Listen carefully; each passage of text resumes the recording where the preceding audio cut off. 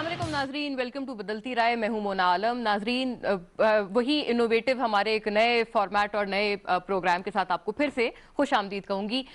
नाजरीन, जैसे हमने कल भी ये चीज़ें आपके सामने रखी थी ऑन टेबल कि हम लोग ना सिर्फ सियासी आरा, मुख्तलिफ जो टॉपिक्स ऑफ द डे, बहुत बर्निंग सवालात दिन के हिसाब से जो हैं उनके ऊपर ना सिर्फ सियासी आरा लेकिन इसके अलावा तज्जिया तबसरा भी शामिल गुफ्तगू रखेंगे ताकि थोड़ा सा हम कंक्लूड कर पाएँ।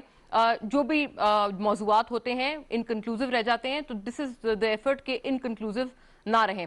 खैर, इसी एक काविश को आगे बढ़ाते हुए सबसे पहले तो बात आज के मेरा ख्याल है सबसे बड़ी डेवलपमेंट की कि अपोजिशन लीडर जनाब शहबाज शरीफ साहब, उनको क्योंकि नैब ने तलब किया था, आज एक मरतबा फिर से उन्होंने माजरत की नैब की इस तलबी से और उन्होंने बाकायदा लेटर लिखा और कहा कि बजरिया स्काइप ही क्यों ना उनसे बात कर ली जाए और उनसे पूछगछ कर ली जाए एसिड बियॉन्ड मीन्स के केस में, क्योंकि वो एक कैंसर सर्वाइवर हैं और कोरोना वायरस की वजह से वो अफोर्ड नहीं कर सकते या उनकी सेहत अफोर्ड नहीं कर सकती कि वो बाकायदा इन पर्सन जाएं। लेकिन इस माजरत के बाद, क्योंकि इससे पहले भी वो अपेयर ना हुए शहबाज शरीफ को, जब भी नैब ने तलब किया, जब से वो वापस आए हैं लंदन से पाकिस्तान वापस, लेकिन इस मरतबा हमने देखा कि मॉडल टाउन की उनकी रिहाइश गाह पर पुलिस की भी अब नफरी मौजूद है। नैब की तरफ से बताया ये जा रहा है कि उनके अरेस्ट करने की जो तैयारियां हैं वो पूरी कर ली हैं, क्योंकि नैब के चेयरमैन के पास ये एक इख्तियार मौजूद है नैब ऑर्डिनेंस के तहत, तो लिहाजा इस हवाले से वो लोग वहाँ मौजूद हैं और बड़े अरसे से वहाँ फिर जो तमाम लीगी रहनुमा हैं वो भी उनकी रिहाइश गाह के बाहर मौजूद हैं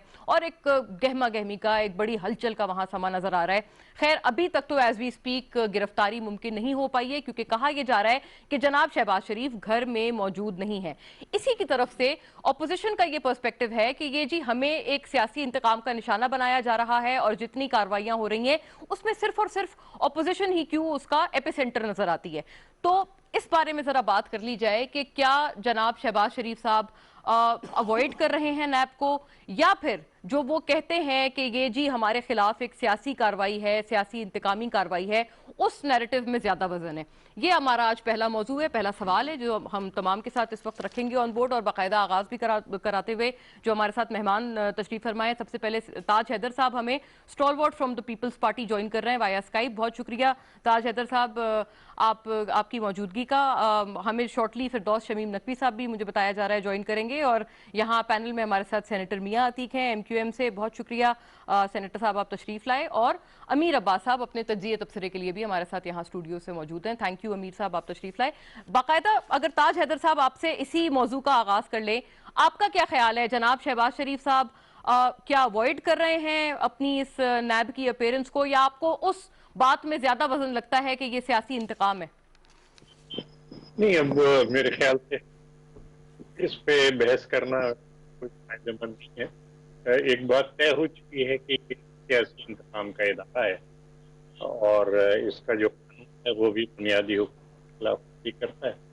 तो शहबाज साहब क्यों नाराज है? तो है ही इंतकाम का इदारा, तो इस पे आखिर क्यों ये किया जाए और बगैर बात की बहस। जिसको दीनो दिल अजीज उसकी गली में जाए क्यों, ये तो है। हाँ, अच्छा सर, तो आपका ये ख्याल है कि जनाब शहबाज शरीफ साहब को पॉलिटिकल विक्टिमाइजेशन का निशाना बनाया जा रहा है, और क्या आप यकीन रखते हैं कि उनको पेश होना चाहिए, फिर भी जो पूछगछ है, इंटेरोगेशन है, उसका सामना करना चाहिए बतौर पब्लिक रिप्रेजेंटेटिव? ये नहीं कि शहबाज शरीफ साहब को निशाना बनाया जा रहा है, मैंने ये कहा कि ये इदारा है ही सियासी इंतकाम और पॉलिटिकल इंजीनियरिंग के लिए। मैंने इदारे की बात की है। ठीक है, लेकिन आपका ख्याल क्या है सर, क्या उनको पेश होना चाहिए इस वक्त, इस मौके पर जब उनको तलब किया जा रहा है? कि वो फैसला करेंगे कि क्या हिकमत अमली वो अपनाते हैं। बहरहाल जो भी हिकमत अमली वो अपनाते हैं उससे ये हकीकत जो है, ये इसमें कोई फर्क नहीं पड़ता कि नैब एक सियासी इंतकाम का और पॉलिटिकल इंजीनियरिंग का इदारा है।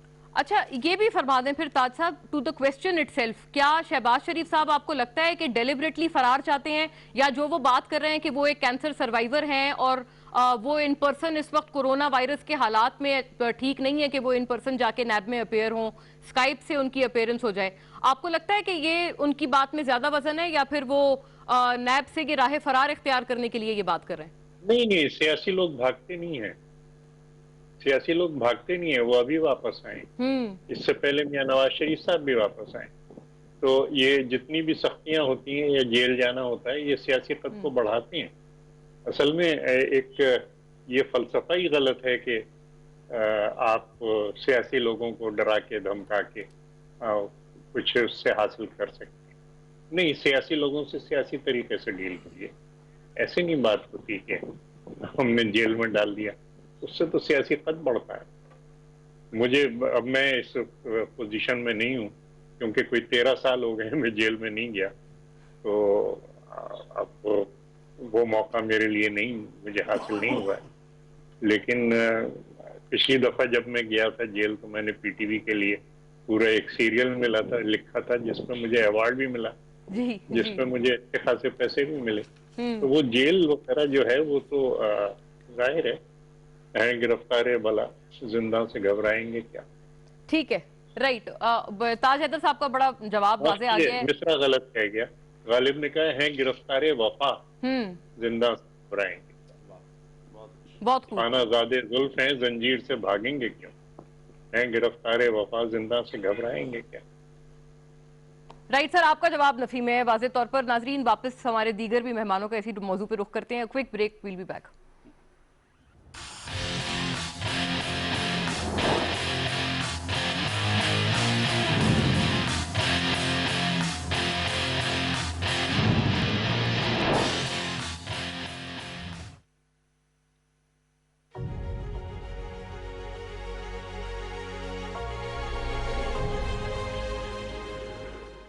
کرونا وائرس کی علامات کیا ہیں؟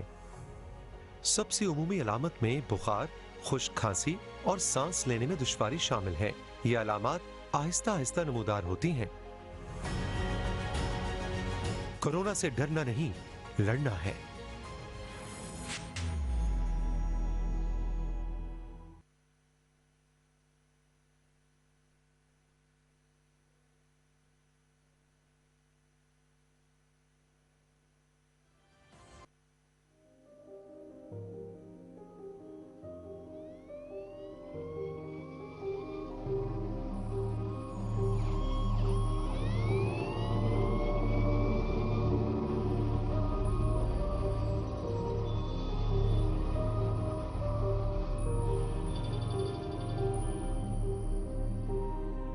شیر دل مسیحاؤ، سی رہے ہو سب کھاؤ، تم ہمارے محسن ہو. جان لیوا دشمن سے لڑ رہے ہو تم تنہا، رات ہو بھلے دن ہو تم ہمارے محسن ہو. شیر دل مسیحاؤ، بھول کر تم اپنے غم اور دکھ عزیزوں کے، پاس ہو مریضوں کے. تم ہمارے چارہ، درد کی دوا ہو تم، خوف کی شفا ہو تم، امن کی قبا ہو تم.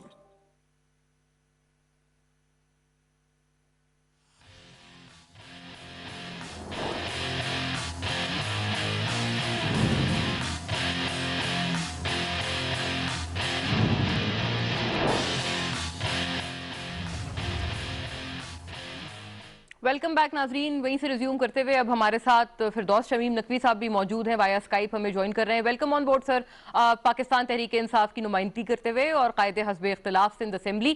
فردوس صاحب، آپ سے بات کرنے سے قبل ابھی تاج حیدر صاحب نے تو اس بات کا جواب دے دیا ہے. اب آپ کا ذرا ویو پوائنٹ آ جائے. جناب شہباز شریف صاحب کیا راہ فرار اختیار کر رہے ہیں، یا پھر ان کے نیریٹو میں وزن ہے کہ ایک تو انہیں سیاسی انتقام کا نشانہ بنایا جا رہا ہے، دوسرا وہ کینسر سروائیور ہیں، تو لہٰذا نیب نے ان کو ان پرسن بلانا کوئی لازم و ملزوم نہیں تھا ان کے اوپر؟ کینسر سروائیور وہ کافی عرصے سے ہیں.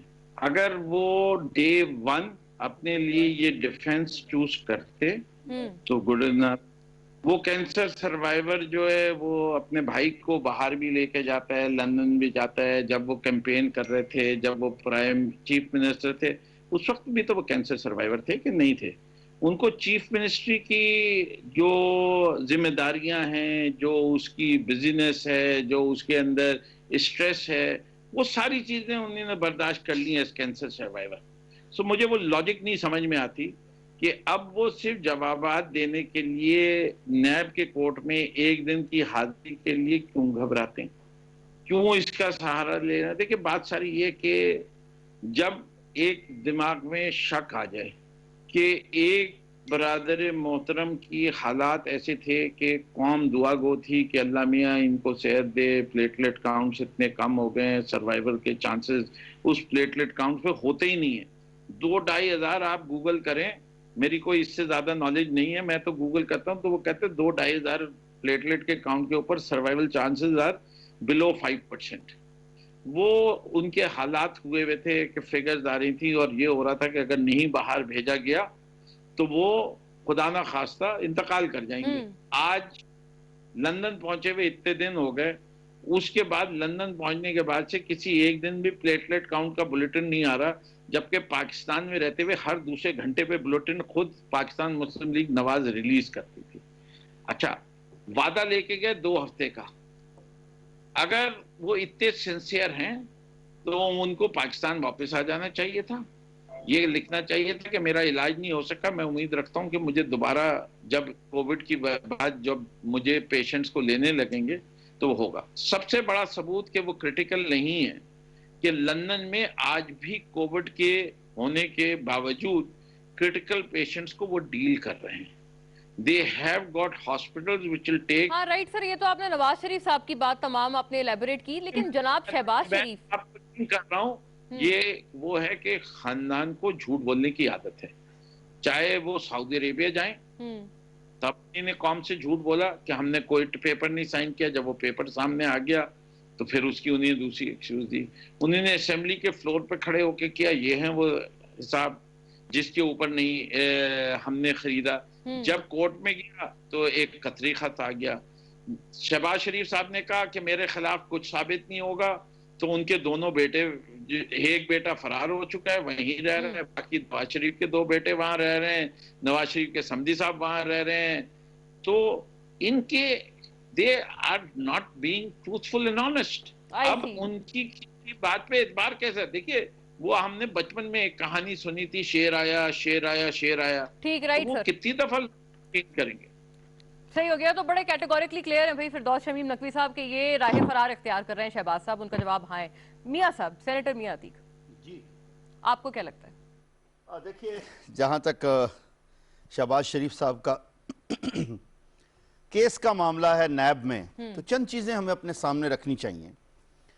سب سے پہلے یہ کہ yes he is the sitting president of prime minister of PMLN، correct, پہلی بات تو یہ ہے۔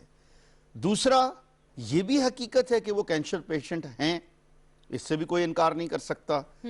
اب ان چیزوں کو سامنے رکھ، اور وہ سیاسی بھی ہیں، تو سیاسی آدمی کا تو کام ہے نا کہ اس نے اپنے وقت کے مطابق سیاست میں ہی کھیلنا ہے، اور وہ سیاسی طریقے سے چیزوں کو لڑتے آئے ہیں، آج بھی لڑ رہے ہیں۔ اب یہاں پر یہ چیز بہت ضروری ہے کہ نیب کیا کر رہا ہے۔ نیب کو بھی تو اپنی کارروائی کرنی ہے۔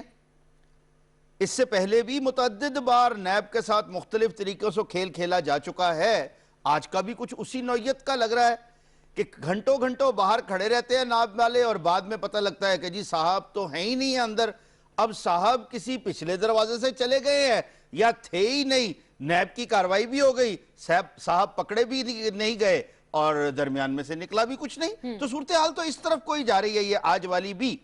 لیکن تاج بھائی نے ایک بڑی اچھی بات کی کہ یس بالکل درست، وہ صحیح کہہ رہے ہیں کہ سیاسی لوگ بھاگتے نہیں، اور جیل جانا ایک مطلب ہے اپنے لیے باعث احترام سمجھتے ہیں، اور اس سے وہ یہ سمجھتے ہیں کہ ان کا قد اوپر ہوتا ہے۔ تو تاج بھائی میرے لیے بہت قابل احترام ہے، میں نے ان سے جب میں نیا سینٹ میں آیا، میرے استاد محترم ہیں، میں نے ان سے بہت کچھ سیکھا۔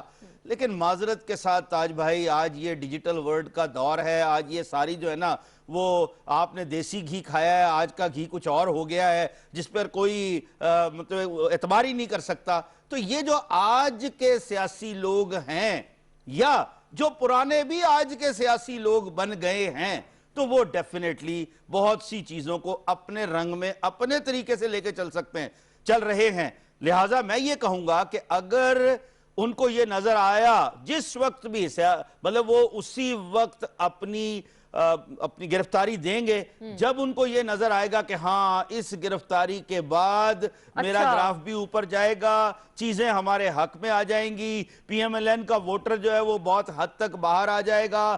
آج جو صورتحال نظر آ رہی ہے کہ جتنے کچھ لوگ وہی چہرے ہیں، 5 7 10 محترم اینڈ محترمہ ملا کے سارے وہی بیانات دے رہے ہیں، وہی سب کچھ کہہ رہے ہیں۔ یہ میں ایک اپنی آبزرویشن دے رہا ہوں، نہ میں حکومت کے حق میں بات کر رہا ہوں۔ ابھی میں نے فردوس نقوی بھائی والی تو بات کی نہیں کہ وہ پہلے کیا کچھ کرتے رہے، بڑی اچھی رداد سنائی انہوں نے، جو پاسٹ میں ہوتا رہا وہ بھی نقوی صاحب نے بتایا۔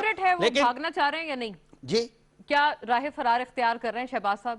دیکھیں میں نے آپ سے کہا اس وقت میں اگر وہ پکڑے جاتے ہیں تو میں نہیں سمجھتا کہ سوائے ان کو اذیت ہونے کے، تکلیف ہونے کے، پریشانی ہونے کے، کوئی ان کے پکڑے جانے کا وہ آؤٹ کم، وہ ایک قسم کا ایک گلیمرس سچویشن کریٹ کرنا، وہ ایک سمپتیز گین کرنا وہ نہیں ملے گا۔ کہ اگر کوئی گلیمرس سچویشن یا ڈرامیٹک سچویشن کریٹ نہیں ہو رہی تو لہٰذا وہ اوائڈ کرنے کی کوشش اس وقت کر رہے ہیں۔ ہمیں یہ نہیں بھولنا چاہیے، میں آخری جملہ بولوں گا، 2 دن پہلے انہوں نے ایک بہت بڑا ویبنار کیا اور ماشاءاللہ بڑی اچھی سی وردی پہن کر سامنے بیٹھے ہوئے تھے، بہت لوگوں نے دیکھا اور وہ اس وقت میں تو بڑی اچھی باتیں کر رہے تھے اور انہی سٹائل سے وہ جو ان کا نارمل انداز بیان ہے اور تقریر کرنے کا انداز ہے وہ اسی سے ویبنار کر رہے تھے، تو اس لیے مطلب لیکن ویبنار تھا نا میاں صاحب، وہ تو کہہ رہے ہیں کہ ویبنار تو ابھی وہ نہیں، جو ان کی لک نظر آ رہی تھی وہ بھی تو دیکھنے والی بات ہے نا۔ بات کر رہے ہیں، چلیں ماشاءاللہ صحت مند ہیں جی، وہ اللہ کی مہربانی سے وہ صحت مند ہیں۔ So it's an escapade from میاں صاحب۔ جی امیر صاحب آپ کا کیا خیال ہے؟ آپ بڑا اس کو کور بھی کرتے ہیں، آپ کی بہت برملا اس پہ رائے بھی ہے۔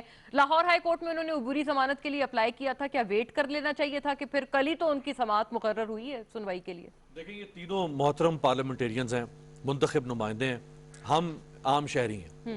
اگر یہ 3 پارلیمنٹیرینز یہ بات کریں مونا کہ نیب انتقامی کارروائی کرتا ہے اور نیب اگریسر ہے اور نیب کا احترام نہیں ہونا چاہیے اور نیب کے آرڈرز کو فالو نہیں کرنا چاہیے، اگر کوئی پارلیمنٹیرین یہ کہے تو پھر میں کہتا ہوں کہ بھائی میں پاکستان کی پولیس کو نہیں مانتا، جاؤ۔ پاکستان کی پولیس ٹارچر کرتی ہے، پاکستان کی پولیس ایکسٹرا جوڈیشل کلنگ کرتی ہے، میں نہیں مانتا، جاؤ۔ آپ کہہ دیتی ہیں مونا صاحبہ ایف آئی اے کو میں نہیں مانتی، ایف آئی اے بدماشی کرتی ہے، فلاں کرتی ہے۔ آپ کے کیمرہ مین کہہ دیتے ہیں کہ جی میں ایس سی سی پی کو ہم نہیں مانتے، ہم ایف بی آر کو نہیں مانتے، ایف بی آر تو اگریسر ہے، ہم سے غلط ٹیکس لیتا ہے۔ ایسے ریاست چل سکتی ہے؟ یہ کس کو دیکھیں نا، آپ یہ ضرور کہیں کہ نیب نے غلط کام کیا ہے یا نیب انتقامی کارروائی کرتی ہے، لیکن آپ نیب کو ڈس اوبے نہیں کر سکتے ہیں۔ سب سے پہلے یہ طے کر لیں کہ نیب کیا کوئی گلی کا ٹچا ہے؟ کیا نیب کوئی دھونس داندلی سے زبردستی کوئی لچا لفنگا ہے جو آ کے بیٹھ گیا ہے اور کہہ رہا ہے کہ جی میں نے فلاں کو پکڑنا ہے، فلاں کو پکڑنا ہے؟ بھئی نیب ریاست پاکستان کا کانسٹیٹیوشنل ادارہ ہے، مجھے پسند ہو نہ ہو، میرے خلاف انتقام کر رہا ہے، احتساب کر رہا ہے، اس کے اوپر بحث کی جا سکتی ہے، لیکن نیب کانسٹیٹیوشنل ادارہ ہے۔ جیسے اس ملک کا کوئی بھی ادارہ، میں آج کہہ دوں کہ جی پاکستان کی عدالتوں سے انصاف نہیں ملتا لہٰذا میں تف کرتا ہوں پاکستان کی عدالتوں پہ، کیا اس طرح ملک قائم رہ سکتے ہیں؟ کیا ریاستیں قائم رہ سکتی ہیں؟ کیا سماج قائم رہ سکتا ہے؟ اچھا جب یہ پارلیمنٹیرینز یہ بات کریں گے تو اس کا دکھ زیادہ اس لیے ہوتا ہے کیونکہ آج تک نیب کو ٹھیک کر لیا جاتا، اس کو بلڈوز کر دیتے، کوئی ایسا ادارہ اس کو بالکل ڈیش ٹو دی گراؤنڈ کر کے ایک state of the art world class جس کے اوپر کوئی انگلی نہ اٹھا سکتا اس ادارے کو بنا دیا جاتا۔ اب جب بنایا بھی نہیں ہے اور اس کو چلنے بھی نہیں دے رہے ہیں تو بابا ہم جائیں کس طرف؟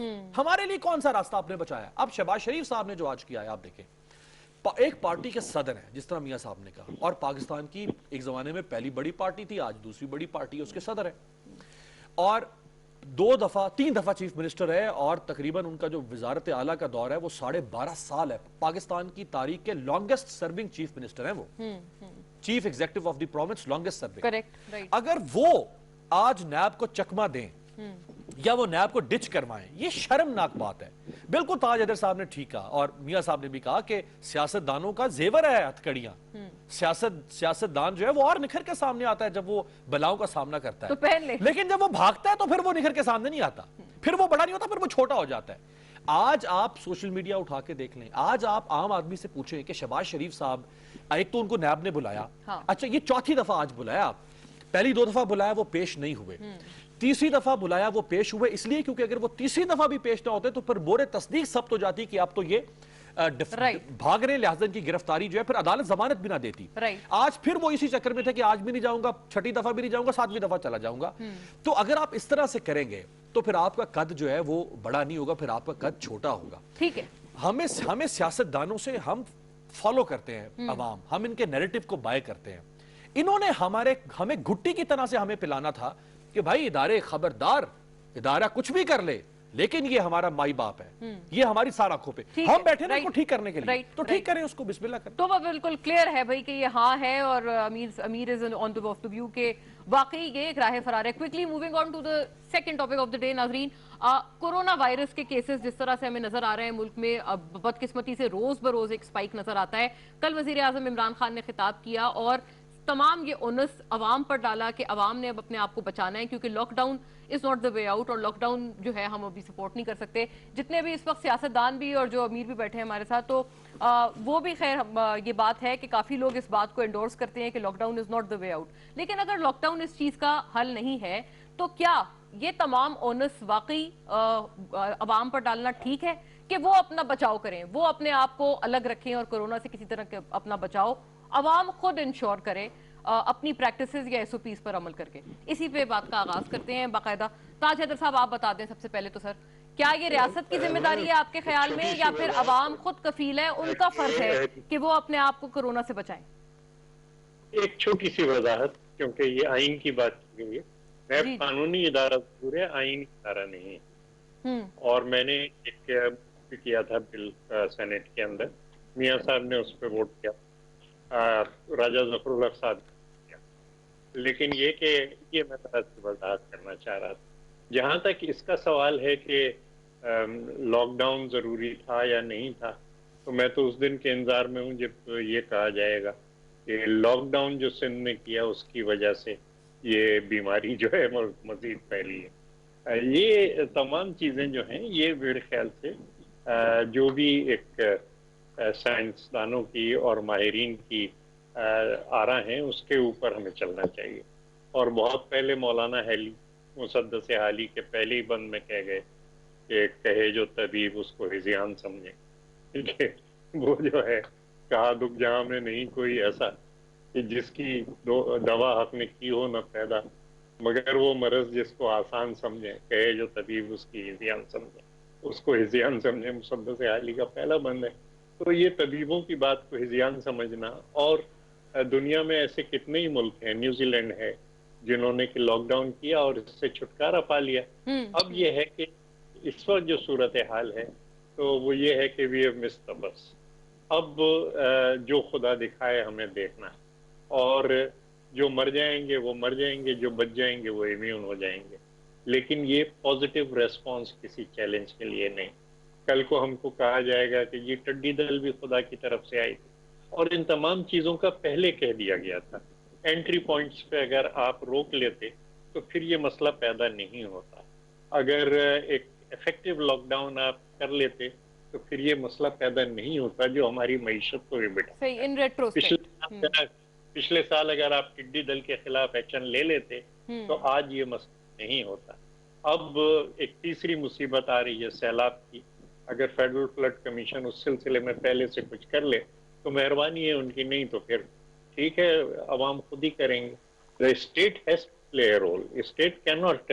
तो जनाब ताज हैदर, एक जहन में सवाल ये भी तो आता है कि जो नेशनल कोऑर्डिनेशन कमेटी का इजलास था उसमें सिंध की भी तो नुमाइंदगी थी, चीफ मिनिस्टर मौजूद होते हैं हर दफा, तो क्या ये एतराजात वो नहीं उस वक्त वहां पर उठाते, और क्या ये तमाम एतराजात सिर्फ मीडिया कंजम्पशन के लिए बाद में उठाए जाते हैं? क्योंकि आज भी सिंध में ट्रांसपोर्ट खोल दी गई है, पब्लिक ट्रांसपोर्ट। जी, एतराजात हमेशा उठाए गए। इस मीटिंग के अंदर भी जो हुकूमत की तरफ से आया वो ये था कि पुरानी बातों पे बातें की गई, लेकिन हमने सीधी बात कही है कि भाई एक होना चाहिए जो भी, क्योंकि outbreak anywhere is a outbreak everywhere. तो अब इस नई सूरत हाल के अंदर कि जो एंट्री पॉइंट्स पे रुकावट ना होने की वजह से जो और वजूहात से वो फैली हैं, तो अब उसके लिए अब एक बैकफुट पे जाके हमें जिसे कहते हैं कि कार्रवाई करनी है। اور جو نقصانات ہیں ان کو کم سے کم کرنا ہے. اللہ کرم کرے، فضل کرے. اچھا جناب تاج حیدر صاحب کا یہ ٹھیک کر لیجئے کہ جواب نہیں میں ہے، ان کا خیال ہے کہ عوام کی ذمہ داری نہیں ہے، یہ اسٹیٹ کو اس کی ایک رسپانسبلٹی بیئر کرنی چاہیے تھی. فردوس شمیم نقوی صاحب آپ فرمائیے گا، آپ کا اس پہ کیا خیال ہے؟ آپ تو انڈورس کرتے ہیں اس بات کو like prime minister Imran Khan کے لاک ڈاؤن حل نہیں ہے، ابھی بھی آپ یہ کہتے ہیں جب ہمیں روز بروز اسپائک نظر آ رہی ہے؟ سر دیکھیں، پہلی چیز یہ ہے کہ لاک ڈاؤن اس مرض کا حل ہے، لیکن شاید ہمارے ملک میں اپلیکیبل نہیں، اس سے کہ اس ملک کے موروثی حالات، تاج حیدر صاحب اور میں ایک ہی شہر سے رہتے ہیں. کوئی مجھے بتا دے انچولی کے اس گھر میں جس میں 120 گز کا مکان ہے اور 5 منزلہ عمارت بنی ہوئی، انچولی لے لیجیے، اس میں 50 لوگ رہتے ہیں، وہ ایک ہی سیڑھی استعمال کرتے ہیں، اس پہ سوشل ڈسٹینسنگ کیسے کریں گے، اس کے کرونا وائرس کے کیسے بنیں. ان کچی آبادیوں کے جو بلدیہ میں ہیں، جس میں ایک 150 فٹ کے کمرے کے اندر 10 افراد رہتے ہیں، ایک کامن ٹوائلٹ استعمال کرتے ہیں، صحن ہوتا نہیں ہے، گرمی کی شدت میں ان کے لیے ہوا لینے کی واحد جگہ جو ہے وہ گھر کے باہر ہے، پورا کا پورا محلہ گھر کے باہر آتا ہے. اس شہر کے اندر جس وقت لاک ڈاؤن کیا تھا تو ہبائی اور ووہان کی طرح حکومت وقت میں لاجسٹکس طے نہیں کی تھی کہ سب لوگ گھر کے اندر ہیں، تمہیں پکا پکایا کھانا ہم گھر میں پہنچائیں گے، نہ ہمارے پاس صلاحیت ہے. وہاں پیپلز لبریشن آرمی آئی، انہوں نے اپنے کیمپ سٹینڈز لگائے، اتنی میلز کوک کی، اس کا ڈیلیوری سسٹم کا سب کچھ بند کر کے رکھ دیا ووہان کے اندر، اور انہوں نے اس کو کنٹین کیا. تاج بھائی نے نیوزی لینڈ کا ذکر کیا، نیوزی لینڈ کا موسٹ پاپولس سٹی ویلنگٹن ہے، اس کی آبادی پر اسکوائر کلومیٹر 18 ہے. ہاں جی دیٹس کریکٹ. اور کراچی کی 4728 لوگ پر اسکوائر کلومیٹر ہے. سندھ میں جس وقت لاک ڈاؤن کی بات کی مراد علی شاہ صاحب نے 26 فروری کو جب شروع ہوا تھا اور لاک ڈاؤن 21 مارچ تک آیا تھا، اس وقت تک صرف 8 ڈسٹرکٹس کے اندر جو ہے وہ کرونا کے کچھ کیسز رپورٹ ہوئے تھے، 21 ڈسٹرکٹ میں 0 کیس تھا، اور ہم نے پورے سندھ میں لاک ڈاؤن لگایا. اس کی تو کوئی سمجھا دے، چلیے وہ سارا گزر گیا. مجھے اب کوئی بتا دے کہ آج کی تاریخ میں کہ یہ ملک یا کوئی صوبہ اپنے مالی وسائل فیڈریشن کی مدد اور سب کچھ لینے کے بعد کتنے دن تک لاک ڈاؤن لگا سکتا ہے. دیکھیں دنیا کے تمام ممالک کو کسی نہ کسی سٹیج پہ آ کے لاک ڈاؤن کو ایک بات سنیں سر، یہ بات ہے کہ چلیں آپ نہ لگائیں لاک ڈاؤن، لیکن ایس او پیز کی خلاف ورزی پر پھر سزائیں بھی تو بتائیں نا. دیکھیں میں ابھی آپ کو اس پہ بھی آ جاؤں گا، 2 منٹ دے دیجئے. میرے لحاظ سے ابھی بھی وہی ہے کہ smart lockdown, track, trace and quarantine ہے. سزا جو ہے اس کی ایک میں نے دیکھا مختلف ممالک میں، آپ ان کو امپریزن نہیں کر سکتے لوگوں کو، بیکاز اگر آپ امپریزن کرتے ہیں تو اگر وہ تافتان کے بارڈر کی کراسنگ لے لیجئے یا سکھر کا لے لیجئے، آپ اس کو کوارنٹین فیسلٹیز نہیں بنی، وہ انکیوبیٹرز بن گئے، چاہے کوئی بھی ذمہ دار ہو. اس کے لیے ہم فیڈرل گورنمنٹ ہو، پروونشل گورنمنٹ ہو، سندھ گورنمنٹ ہو، کچھ بھی ہو، میں مرض کی بات کر رہا ہوں. اگر آپ دیکھیں تو اس وقت سب سے پور ہینڈلنگ اور جو سچویشن سب سے زیادہ خراب ہے، looking at deaths as a factor, that is KP. سب سے زیادہ پاپولیشن کے لحاظ سے اموات جو ہوئی ہیں وہ KP میں جی، mortality rate, yes. اور سندھ میں سب اچھل کے کہہ رہے ہیں کہ اگر سندھ والا لاک ڈاؤن ہو جاتا تو حالات بڑے بہتر ہوتے. رائٹ سر فردوس صاحب، بالکل I got your point. آپ کا خیال ہے کہ یہ عوام پہ اس کا اونس لائی کرتا ہے اور ان کی ذمہ داری ہے. رائٹ، ہاں میں ہے اور وہاں ڈیتھس کم ہوئی ہیں، تو اس کے معنی سندھ میں بھی لاک ڈاؤن نہیں لگا. ٹھیک ہے رائٹ. میں سمجھتا ہوں as a nation we have to find unique ways. ایک ملک نے کیا کہا، جھاڑو دلوائی ہے لوگوں سے جنہیں نے ٹھیک ہے رائٹ سر. ہاں کا سوال ہے، ہاں کا جواب ہے آپ کا کہ واقعی یہ رسپانسبلٹی عوام کی ہے. رائٹ، میاں صاحب آپ کا یور ویو آن دس. دیکھیے ویری کوئکلی ہمیں یہ نہیں بھولنا چاہیے، کرونا وائرس جو ہے یہ ایک وبا ہے، اور یہ فرد واحد کے لیے نہیں، کسی ایک شہر کے لیے نہیں، کسی ایک ملک کے لیے نہیں، کسی ایک جگہ کے لیے نہیں. سب سے پہلی یہ چیز ہے. اب پرابلم یہ ہے کہ یہ مختلف آراء اس پر آ رہی ہیں اور وہ صرف ہمارے تھرڈ ورلڈ میں نہیں، پاکستان، انڈیا، بنگلہ دیش، سری لنکا، اس میں نہیں بلکہ ڈیولپڈ ورلڈ میں بھی ہیں. مختلف قسم کی باتیں کہی جا رہی ہیں جو ایک عام آدمی کو کنفیوز کرتی ہیں، چاہے وہ کتنا ہی پڑھا لکھا کیوں نہ ہو. چونکہ ہم یہ مانتے ہیں کہ ہاں یہ ایک وبا ہے اور یہ ایک بیماری ہے اور اس سے لوگ مر رہے ہیں اور فردر اور زیادہ مریں گے اگر ہم اس کو کنٹرول نہ کر سکے. اب بات آ جاتی ہے اس کو کنٹرول کرنے کی. جب بھی کوئی وبا آتی ہے تو اس میں سب سے پہلی چیز یہ ہے کہ آپ ایک اویئرنیس کمپین لے کر جاتے ہیں اور اویئرنیس کمپین کے بعد آپ لوگوں کی ریئلائزیشن پر جاتے ہیں کہ لوگ ریئلائز کریں. معذرت کے ساتھ 2.5-3 مہینے پہلے جب یہ معاملہ آیا، چائنا میں تھا، اٹلی میں تھا، میڈرڈ میں تھا، لنڈن میں تھا، نیو یارک میں تھا، تو شاید میں بھی سمجھتا تھا کہ یہ ایسے ہی ہے، پتہ نہیں کیا ہوگا، اور میں نہیں، میرے جیسے بہت سارے. لیکن اس کے بعد جب یہ ہمارے یہاں پر آیا تو تھوڑی سی تشویش ہوئی. اور اب جب عید پر 7 جنازے ایک دن میں مختلف جگہوں سے پڑھنے کی آوازیں آ رہی ہیں تو اس سے پتہ لگ رہا ہے کہ یہ کہاں تک آج پہنچ گیا ہے. اب آ جاتے ہیں اس بات پر کہ ابھی تک اس کا علاج نہیں بنایا جا سکا. کوئی اس پر دو رائے نہیں ہو سکتی. اب جب بھی کوئی مرض آتا ہے تو ابھی تک اس کا ٹیسٹ ہو رہا ہے. ٹیسٹ میں یہ پتہ لگتا ہے کہ کسی کو ہے اور کسی کو نہیں ہے. چلے جن کو ہے ان کو آپ الگ کر دیتے ہیں. ٹیسٹ کے بعد کی جو صورتحال ہے وہ ہے اس کو اب یہ کہہ رہے ہیں جی ویکسین بن رہی ہے. ویکسین کس کے لیے ہوگی؟ ویکسین اس لیے ہوگی کہ یہ اس کو آگے وبا کی شکل میں نہ لے کے جایا جا سکے. اب بات رہ جاتی ہے کہ جن لوگوں کو ہو گیا وہ کیا کریں. میری گزارش ہے سب سے، میں نے بہت زیادہ اس پر ریسرچ کی ہے کہ خدارہ آرگینک فوڈ پر واپس آ جائیے اور اپنی کچا پیاز، کچا لہسن، ادرک، کالی مرچ، شہد، اس کا استعمال زیادہ کر دیں. آپ یقین کریں آپ نے کیا دیکھنا ہے، آپ نے صرف اپنی امیونٹی کو سٹرونگ کرنا ہے. ایک رپورٹ میں آیا، WHO کی اتھنٹک رپورٹ ہے، جب آپ کہیں میں آپ کے سامنے لا کے رکھ سکتا ہوں. میں پڑھ کر رونے لگ گیا کہ یا اللہ یہ کیا کہہ رہی ہے یہ رپورٹ، اور وہ پوری دنیا کے لیے رپورٹ ہے، اتھنٹک رپورٹ ہے. اس میں وہ کہتے ہیں ہر شخص کو کرونا ہوگا. It's just about time. ہاں بالکل، very very unfortunate. اور اس میں یہ ہے کہ کوئی مانے یا نہ مانے، اب کتنوں کو کرونا ہو رہا ہے اور وہ ٹھیک بھی ہو رہا ہے، وہ کیسے ہے؟ تو سر آپ کا خیال ہے یہ اس کو مذاق نہ سمجھا جائے.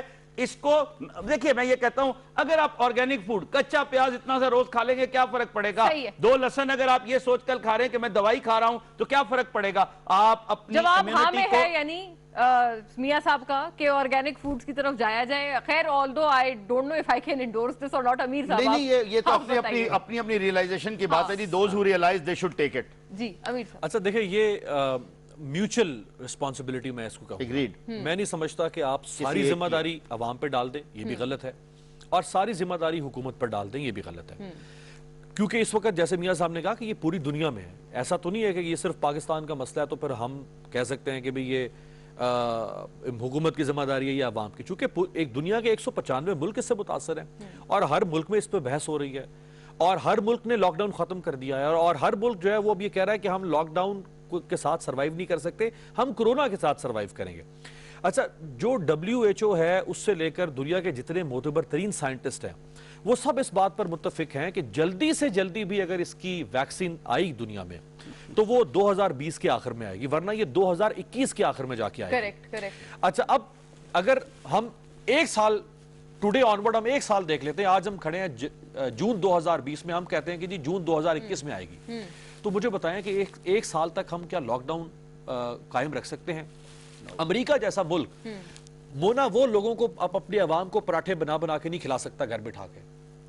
یورپ، ویسٹرن یورپ جیسے ملک، آسٹریلیا، نیوزی لینڈ، آپ کے اسکینڈینیوین کنٹریز 5 سب نے لاک ڈاؤن کھول دیا ہے. وہ نہیں افورڈ، دیکھیں نا 2 ماہ تک انہوں نے لوگوں کو بے روزگاری الاؤنس دیا. اس کے بعد انہوں نے کہا نہیں، وہاں کمپنیز دیوالیہ ہو رہی ہیں، وہاں بینکرپسی فائل ہو رہی ہے، 3.5-4 کروڑ سے زیادہ لوگ امریکہ میں بے روزگار ہو چکے ہوئے ہیں. جب اکنامک سپر پاور کہہ رہی ہیں کہ بھائی ہم لوگوں کو گھر بٹھا کے بے روزگاری الاؤنس 2 ماہ تو دے سکتے تھے، اس سے زیادہ نہیں دے سکتے. صحیح. تو بھائی میری معیشت کیا پدی کا شوربہ. تو ہم پاکستانی معیشت سے یا حکومت سے یہ توقع نہیں کر سکتے کہ وہ for the indefinite period of time lockdown کر دے. اچھا یہ ضرور ہونا چاہیے تھا. جہاں حکومت کی غلطی ہے وہ یہ کہ جب یہ وبا آئی پاکستان میں، ایک تو ان کو اس سے 15 دن کم از کم پہلے پرو ایکٹیو ہونا چاہیے تھا، جو یہ نہیں ہوئے. پھر یہ وبا آ گئی، یہ ایکٹیو ہوئے جب، تو ان کو چاہیے تھا کہ اس وقت ایک کوشن تھا ہمارے پاس कंप्लीट शटडाउन या कंप्लीट कर्फ्यू या कंप्लीट लॉकडाउन का, वो कुशन हमारी मैशत में भी था, वो कुशन हमारे लोगों के अंदर भी था बर्दाश्त का। हमारी हुकूमत ने उस कुशन को सही तरह से एक्सप्लॉइट नहीं किया। आप शुरू में ही अगर 2-3 हफ्ते का लॉकडाउन बिल्कुल चरिन परिन सब कैद कर देते आप, तो आज हम ये बात ही ना कर रहे होते, बहुत चीजें बेहतर होती। अब चूंकि हुकूमत से वो गलती हो गई, अब पिछले 2-2.5 माह से कभी लॉकडाउन, कभी सॉफ्ट लॉकडाउन, कभी स्मार्ट लॉकडाउन, कभी हार्ड लॉकडाउन, अब हम उससे बाहर आ गए। अब किसकी रिस्पॉन्सिबिलिटी? अब इस वक्त देखिए मैंने कहा म्यूचुअल है, लेकिन अब लोगों को चाहिए कि वो सेंस ऑफ रिस्पॉन्सिबिलिटी का मुजाहरा करें। अच्छा। अगर हुकूमत बार बार कह रही है कि जी आप एहतियात करें, अच्छा एक जो बयानिया शुरू में हम दिया था हमारी हुकूमत ने, वो भी गलत बयानिया था कि कोरोना से डरना नहीं लड़ना है। ओ भाई, ये कोई जरा बख्तर पहन के तलवारें उठा के और ढाले पकड़ के आ जाना लड़ने के लिए आ गए आप। ये अब देख लिया आपने, भाई इससे डरना है, लड़ना नहीं है, ये इनविजिबल चीज है। यही हो गया था कि डरना है। ये ऐसा जरसूमा है कि जिससे नहीं डर सकते। वो फोन पे कहते थे पहले कि बाबा जानलेवा नहीं लेकिन खतरनाक है, अब कहते हैं कि जानलेवा हो सकती है। तो डरना था भाई, ये कहना था कि डरे इससे, आज कहना पड़ रहा है कि डरना है। चले moving on to the third very quickly, 8.2% inflation year on year basis पर मई के लिए रिकॉर्ड हुई है, जो कि कमी है ईयर ऑन ईयर बेसिस पर वाकई हुई है। 1 minute to all the gentleman, क्या एक्सपेक्ट किया जाए कि इन्फ्लेशनरी ट्रेंड्स हमारे फिर बेहतर होंगे या नहीं? स्टार्टिंग विद यू ताज हैदर साहब। देखिए, ये पूरे इकोनॉमिक सिस्टम जो है वो दुनिया भर के अंदर रिवाइज होगा, और अब रियासतें ये डिटरमिन करेंगी कि क्या चीज बने और कितनी मिकदार के अंदर बने। आपको प्रोडक्शन बढ़ानी है, आपको कॉस्ट ऑफ प्रोडक्शन कम करनी है, ये अकेला रास्ता है, और ये बगैर हुकूमत के कंट्रोल के नहीं होगा। आज जो महंगाई बढ़ रही है वो तमाम का तमाम वो इसलिए है कि आपकी प्रोडक्शन क्रैश कर गई है, हर आइटम की प्रोडक्शन जो आपकी क्रैश कर गई, और ये बहुत ज्यादा बढ़ेगी, क्योंकि जिस तरीके से आपने सपोर्ट प्राइस दी गंदम की, मार्केट प्राइस उससे कहीं ज्यादा थी, और वो उससे और ज्यादा अब हर आइटम की जो बढ़ रही वो इस वजह से कि आप प्रोड्यूस नहीं कर रहे। ये टिड्डी दिल का जो हमला है, इसने आपके ये एग्रीकल्चर सेक्टर को बहुत बुरी तरह मुतासिर कर रहा है, और और फिर ये सैलाब ये आ रहे हैं, मैं काफी परेशान हूँ इस सिलसिले में, क्योंकि ये इससे नहीं होता कि हम माफिया के हाथ तोड़ देंगे और टांगे तोड़ देंगे, ये बहुत सी गवर्नमेंट ठीक है, दिस डजंट वर्क। इकोनॉमिक जो फैक्टर्स हैं उनको जो सही, इट्स अ नो फ्रॉम ताज हैदर साहब, उनको देख के और फिर पॉलिसी आपको बनाए, production and lowering the cost of production. फिरदौस शमीम नकवी साहब, इंटरेस्ट रेट भी काफी कम हुआ है, क्या ये भी आपको लगता है कोई हमारी इन्फ्लेशन को कम करने में कोई मदद देगा? 1 मिनट। देखिए, this is obviously there is one very obvious thing कि बिजनेसमैन जो काम कर रहा होता है वो प्रॉफिट के लिए कर रहा होता है। जब इंटरेस्ट रेट 13% कर दिया गया था तो उसको काम करने की जरूरत क्या है? अगर वो 13% ही कमाना होता है, हाँ, तो वो कोशिश करता है कि वो 22% कमाए, तब तो उसको फायदा है, वरना वो रिस्क क्यों ले। जब आप इंटरेस्ट रेट लोअर कर देंगे, 8 का हो गया, 6 तक हम एक्सपेक्ट कर रहे हैं कि करना पड़ेगा शायद, तो फिर उसको 10 या 11% प्रॉफिट जो है वो अच्छा लगेगा, और वो कहेगा मैं 11% कमा रहा हूँ, which is twice the bank rate और 1.8 times the bank rate। तो वो जो 25% के कमाने के चक्कर है, तो 14% तो वो रिबेट आ गया। कुछ चीजें ताज भाई ने बिल्कुल दुरुस्त की, मैं उनसे डिसएग्री नहीं करता, लेकिन प्राइमरीली कुछ चीजों में हमेशा डिमांड बढ़ जाएगी।